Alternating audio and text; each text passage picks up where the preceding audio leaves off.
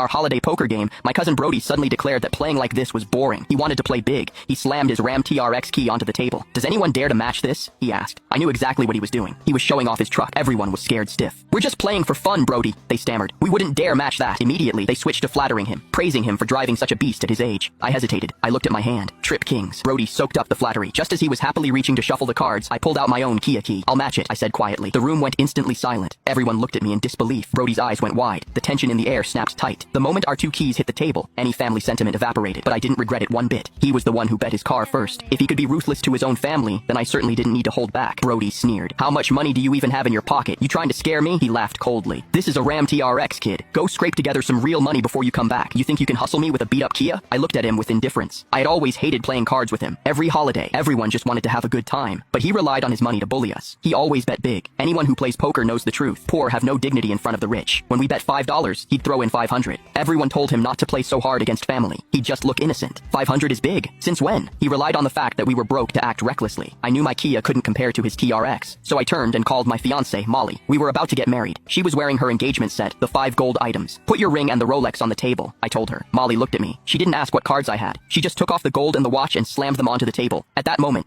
a phrase popped into my head. "With a partner like this, I have no regrets in life." I looked at Brody seriously. "That's enough value now. Are we going to open the cards?" Brody's face changed instantly. He gritted his teeth. He never expected me to actually defy him. "Cousin," he mocked, "don't blame me for not warning you. If I lose a truck, it's nothing. But if you lose everything, how is your family going to eat?" I shook my head. "Don't worry about us. We have our own ways to survive. Besides, didn't you just tell my dad at dinner that I didn't have any guts?" Brody's face turned iron gray. I had never offended him before. But earlier at dinner, just because I didn't make as much money as him, he had humiliated me. He had mocked me with that arrogant look, saying I was too cowardly to do big business. Not like him. The boss. Halfway through his speech, my dad had stepped up to light his cigar. Dad was just trying to be nice. But Brody didn't even block the wind. Outsiders might not understand what that means. But in our family, if an elder lights your smoke and you don't cup your hands, it means you don't respect them. It means you're looking down on them. It was a public humiliation of my father in front of the whole house. Everyone watched Brody nervously, asking if he was going to open the cards. He took a deep breath. "If you want to play," he said suddenly, "let's play bigger. That's the only way I get a thrill." He slammed his cards face down on the table and covered them with a plate. Then he walked out. Through the window, we saw him go to his TRX and pull out a metal briefcase. He marched back in and slammed the case on the table. He opened it. Inside were stacks of cash. "There's $50,000 in there," Brody said arrogantly. "Do you dare to follow?" The commotion caught the attention of the elders. Uncle Don saw what Brody was doing and panicked. "Are you crazy?" He rushed over. "That's the advance payment for the factory project. You can't use that." Brody sat down, smiling. "It's fine, Dad. I can afford to play. I just don't know if my little cousin can keep up." I immediately understood Brody's plan. Even in 3-card poker, there's usually a cap to prevent things from getting out of hand. But at the start, to show off his wealth, Brody had specifically emphasized no cap. He was going to keep raising the bet. He wanted to raise it until I couldn't follow. He wanted to bleed me dry.